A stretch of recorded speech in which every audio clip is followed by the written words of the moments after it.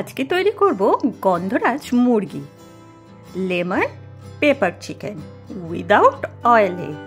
শুনতে অবাক লাগছে তাই তো? একবার বানিয়ে দেখুন, দারুণ লাগে খেতে। গরম ভাতে পোলাওর সাথে তো দারুণ জমে যায়। 800 গ্রাম চিকেন আমি ভালো করে ধুয়ে নিয়েছি। এবার একটা একটা করে ম্যারিনেশনের জন্য ইনগ্রিডিয়েন্টস দেব। প্রথমেই দিলাম নুন, তার সাথে দিচ্ছি ক্রাশড গোলমরিচ গুঁড়ো, তার সাথে দিচ্ছি 1 টিস্পুন ধনে গুঁড়ো আর ধনে পাতা কুচি।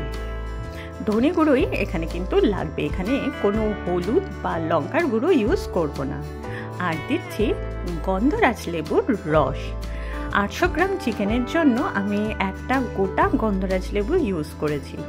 দিচ্ছি 1 টেবিল চামচ আদা রসুন বাটা, আর দিচ্ছি হাফ কাপ ফ্যাটানো টক দই, ঘরে পাতা নর্মাল টক দই ইউজ করেছি, আর দিচ্ছি গরম মশলার গুঁড়ো। এবার ভালো করে মাংসটা ম্যারিনেট করে রেখে দেব 1 ঘন্টা। আমি অবশ্য 2 ঘন্টা রেখেছি, আপনারা যদি পারেন 2 ঘন্টা রাখবেন, নয়তো 1 ঘন্টা রাখলেই হবে। যেহেতু আমি এটা তেল ছাড়া বানাবো, যতটা এটা ম্যারিনেট করে রাখা যাবে তত তাড়াতাড়ি চিকেনটা সেদ্ধ হবে।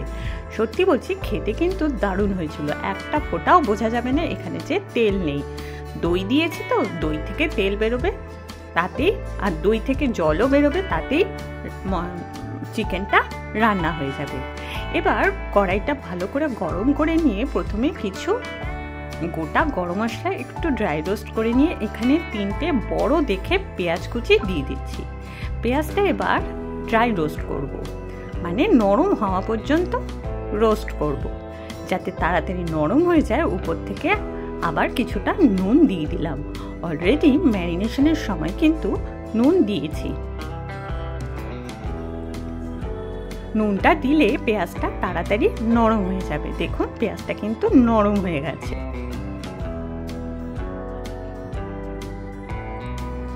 এবার এখানে ম্যারিনেট করে রাখা চিকেনটা দিয়ে দেব।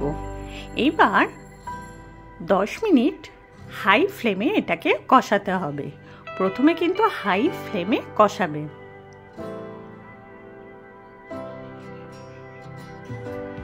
পোলাওর সাথে কিন্তু এটা দারুণ লাগে খেতে, একবার অবশ্যই বানিয়ে দেখবে। এই গরমে আমরা কেউই তেল মশলা ভাজাভুজি খেতে পছন্দ করছি না। একবার ছুটির দিনে এই রেসিপিটা বানিয়ে দেখবেন, চিকেনে খেতে কিন্তু মন্দ হয় না।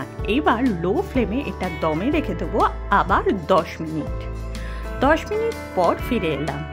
এর মধ্যে আমি এসে 2 বার নেড়ে দিয়ে গেছি। দেখুন চিকেন থেকে কিন্তু অলরেডি জল বেরিয়েছে। আপনারা বুঝতে পারছেন কিনা জানি না, যেহেতু আমার কড়াইটা খুবই বড় তাই আমি ঠিক করে দেখাতে পারছি কিনা জানি না, তবে জল কিন্তু অনেকটাই বেরিয়েছে।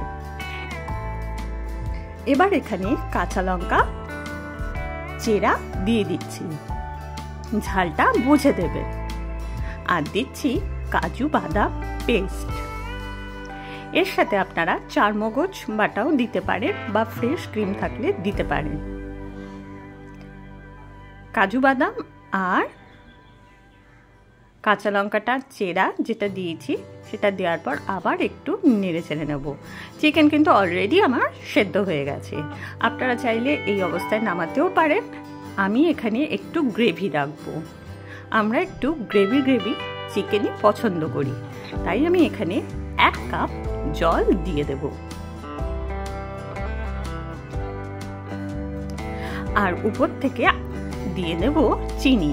যেহেতু আমি এখানে টক দই গন্ধরাজ লেবুর রস দুটোই টকের ব্যবহার করেছি, যাতে টকটা ব্যালেন্স হয়, তার জন্য চিনি দিলাম 1/2 টিস্পুন। আর উপর থেকে গন্ধরাজ লেবুর পাতা দিচ্ছি।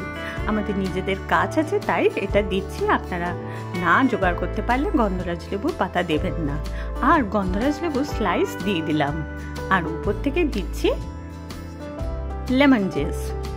এইবার 7-8 মিনিট হাই ফ্লেমে এটা ফুটিয়েছি। আর উপর থেকে পাতা আর গন্ধরাজ লেবুর স্লাইসগুলো তুলে ফেলে দিয়েছি। অনেক সময় এগুলো মুখে পড়লে তেতো লাগে। এবার এখানে দিয়ে দেব আবার ক্রাশড গোলমরিচ গুঁড়ো। রোস্টেড গোলমরিচ গুঁড়ো।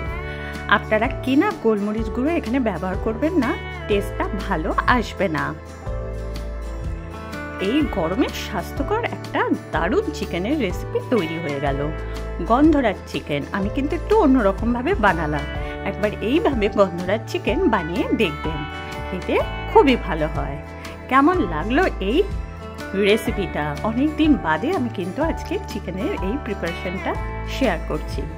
ভালো লাগলে একটা লাইক অবশ্যই করবেন, কমেন্ট করবেন, শেয়ার করবেন, আর পাশে থাকা বেল অল আইকনটা আছে ওটা প্রেস করে আমাকে সাপোর্ট করবেন। আমার সাপোর্টের খুব দরকার, প্লিজ।